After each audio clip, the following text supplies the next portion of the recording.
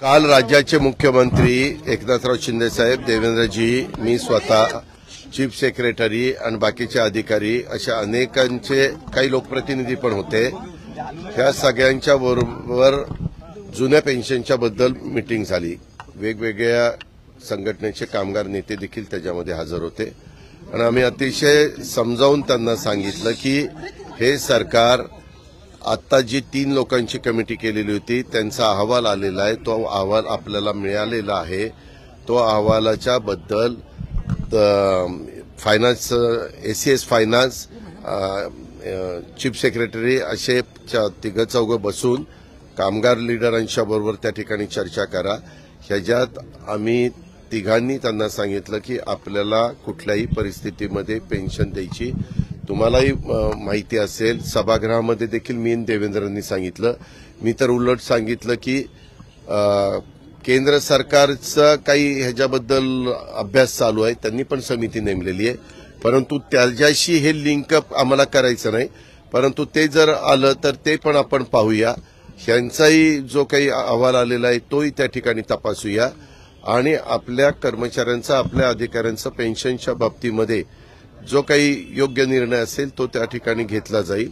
त्यांनी सांगितलं की आम्हाला ते पाहिजे. मी त्यांना मागे सभागृहात सांगितलेलं होतं की विधानसभेच्या निवडणुकीच्या आधी महायुतीचं सरकार याबद्दलचा निश्चितपणे सकारात्मक निर्णय घेईल. हे काल पण आम्ही त्यांना सांगितलं, परंतु ते म्हणले नाही आता किती दिवस झाले. म्हणलं ह्याची अंमलबजावणी तसं बघितलं तर 2031 का 32 पासून सुरू होणार आहे. तोपर्यंत तर अंमलबजावणी सुरू होण्याचा प्रश्नच होत नाही. तरी ते म्हणले की आम्हाला मार्ग काढून द्या. तो मार्ग काढत असताना 4 ते 5 प्रश्न हे त्यांचे मुख्यमंत्र्यांनी तिथं त्यांना शब्द दिला की आम्ही तुमचे सोडून देतो. त्याच्यामध्ये एक जुन्या शिक्षकांचं बघा, 2005च्या आधी शिक्षक सेवक म्हणून लागलेले होते आणि नंतर ते परमनंट झाले, त्याच्यामुळे ते त्याच्यात बसले नाही. अशी काहीतरी 25,000ची संख्या होती. त्या लोकांचा प्रश्न मुख्यमंत्री महोदयांनी सोडवला. इतर पण त्यांचे 2-3-4 प्रश्न होते ते पण सोडवले आणि तरी त्यांनी भूमिका घेतली की बाबा आम्हाला तुम्ही शब्द द्या कधीपर्यंत होईल. शेवटी मुख्यमंत्र्यांनी सांगितलं की येणाऱ्या अर्थसंकल्पाच्या पर्यंत आम्ही ह्याबद्दलचा निर्णय 100% घेऊ असं सांगितलं. आणि मग नंतर ती मीटिंग उठली आणि त्यावेळेस त्यांनी आवाहन केलं, आम्ही सगळ्यांनी आवाहन केलं की आता जास्त ताणून न धरता आजच्या संपाच्या बाबतीमध्ये देखील सगळ्यांनी टोकाची भूमिका घेऊ नये.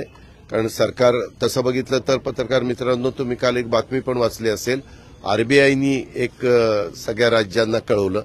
अर्थात आरबीआयला काय कळवायचं, तो आरबीआयचा अधिकारी, राज्याला काय निर्णय घ्यायचा तो पूर्णपणे त्या राज्याच्या मुख्यमंत्र्यांचा आणि मंत्रिमंडळाचा अधिकार आहे.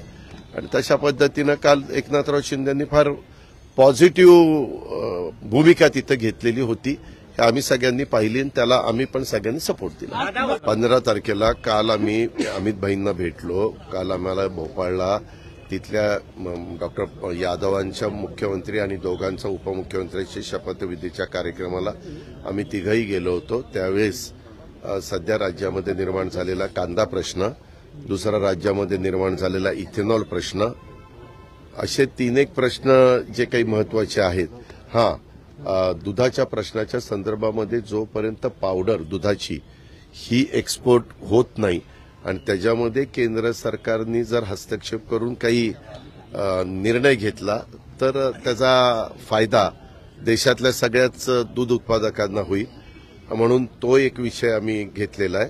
असे 3-4 विषय घेऊन आम्ही काल बोलताना मात्र अमित भाईंशी मी, मुख्यमंत्री आणि देवेंद्रजी असं बोललो की आम्हाला जास्त करून इथेनॉल आणि कांद्याच्या प्रश्नाच्या संदर्भात तुमची भेट पाहिजे. तर ते म्हणाले की उद्याच्याला तुम्ही या, म्हणजे 15 तारखेला या. तर 15 तारखेला आम्ही त्या ठिकाणी जातोय. ते 15 ऐका ना, ते 15-16ला तिथं आहेत. ते म्हणले 15ला या किंवा 16ला या. तर तुम्हालाही माहिती आहे की आज गुरुवार ना, 16 तारखेला आपलं अधिवेशनाचा आठवड्यातला शेवटचा दिवस असतो आणि नंतर अशासकीय कामकाज असतं. आम्ही साधारण टेंटेटिव्ह आत्ता असं ठरवलेलं आहे की 6 वाजेपर्यंत जर कामकाज संपलं तर त्याच्यानंतर दिल्लीला जायचं दिल्लीला रात्री 9 किंवा 10 वाजताची वेळ देतो असं त्यांनी सांगितलेलं आहे.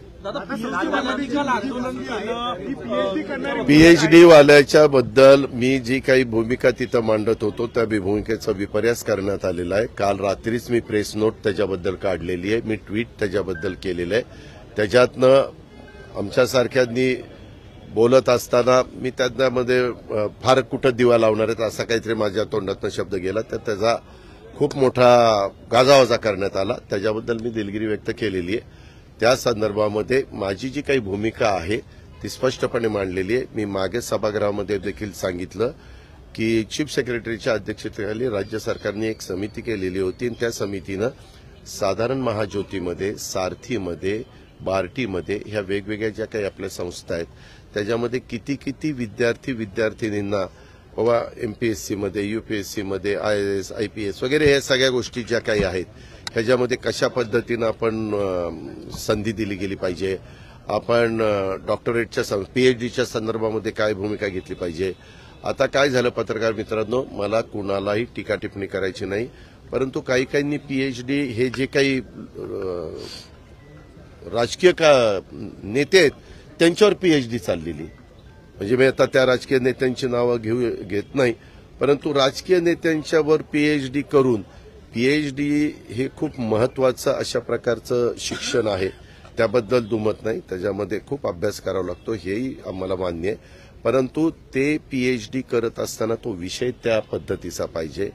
त्या संदर्भामध्ये निश्चितपणे ती कमिटी माहिती घेईल आणि त्याच्या पद्धतीनं परमिशन देईल. पण काहींचं म्हणणं की बाबा ठराविकच आता संख्या घातलेली आहे, ती संख्या घालायला नको वगैरे वगैरे.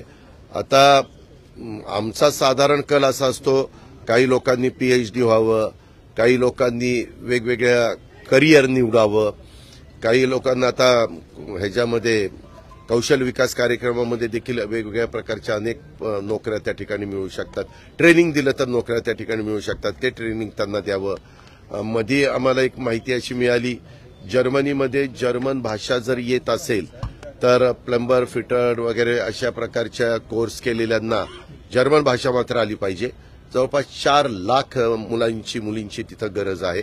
तर त्याही संदर्भात आम्ही काही ठिकाणी जर्मन भाषेला म्हणजे जर्मन भाषा मुलांनी शिकावी म्हणून प्रोत्साहन देण्याचा प्रयत्न करतो. ज्या मुलांना परदेशामध्ये जाऊन तिथं नोकरी मिळवावी असं वाटत असेल, मुलींना वाटत असेल, तर त्यांनी तो पण त्याही संधीचा फायदा करून घ्यावा अशी साधारण आमची भूमिका आहे. आणि त्या पद्धतीनं आम्ही अरे बाबा तो अहवाल लगेच पटलावर तो अहवाल आम्ही सरकार म्हणून आम्ही बघितला पाहिजे ना. त्याच्या संदर्भामध्ये आपण तो बघून त्याच्यानंतर आता कर्मचाऱ्यांनी त्यांची मागणी काय करावी हा त्यांचा अधिकार आहे. पण नेहमीच राज्यकर्ते आणि कर्मचारी संघटना यांचे अतिशय चांगले संबंध राहिले. एक अपवाद मला आठवतोय, त्यावेळेस मी राजकारणात नव्हतो, परंतु वसंतदादा पाटील मुख्यमंत्री असताना 52, 53, 54 काहीतरी दिवस त्यावेळेसचा एक संप झालेला होता. तेवढाच अपवाद हा साधारण पाहायला मिळतो. मात्र नंतरच्या वेळेस थोडंसं पुढं मागं झालं, परंतु वेळोवेळी मार्ग निघाले आणि त्याच्यामध्ये मार्ग त्याच्यामध्ये शेवटी त्यांना चर्चा करावी लागेल, आम्हाला चर्चा करावी लागेल आणि त्याच्यातनं मार्ग त्या ठिकाणी काढावा लागेल. काल खरं तर एवढं व्यवस्थितपणे मुख्यमंत्री महोदयांनी सांगितलेलं होतं. माझी तर कर्मचारी संघटनांना, कर्मचाऱ्यांना, त्या संपामध्ये सहभागी झालेल्या सगळ्यांना विनंती आहे की बाबा तुम्ही हे संप मागे घ्या. सरकार तुमच्या जुन्या पेन्शनच्या बाबतीमध्ये पॉझिटिव्ह आहे, त्याबद्दल शब्द कालच मुख्यमंत्र्यांनी दिलेला.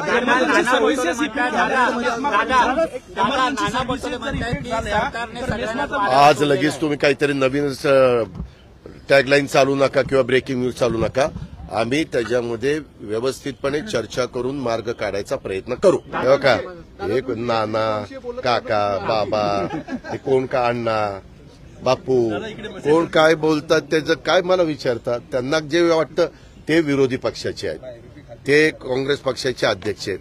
त्यांना तसं बोलल्याशिवाय त्यांना गत्यंतर नाही. ते कसं म्हणतील सरकार फार चांगलं चाललेलं आहे बरं का, असं म्हणून त्यांना चालणार आहे का? त्यांना त्यांचं काम करायचं आहे, आम्हाला सरकार चालवायचं काम करायचं आहे, आम्हाला लोकांचे प्रश्न सोडवण्याचं काम करायचं आहे. असं आमचं चाललेलं आहे. मी स्वतः स्पष्ट सांगतो, कालच्या पुरवणी मागण्यामध्ये सरकारने निर्णय घेतलेला होता की सारथी, बार्टी, महाज्योती ह्या सगळ्या घटकांना पैसे द्यायचे आणि त्या पद्धतीनं काल तरतूद केली, परवा तरतूद केली, मंजूर झालेली आहे. पैसे त्या ठिकाणी दिले जातील. राज्यकर्ते कुणीही असलं तरी असा भेदभाव करून त्या ठिकाणी चालत नाही. काही भुजबळांचा गैरसमज झालेला असेल तर त्यांच्याशी चर्चा करून तो दूर केला जाईल. त्यांच्या बोलण्यात तथ्य असेल तर दुरुस्त केलं जाईल. बरोबर आहे? त्याच्यात काही चुकलं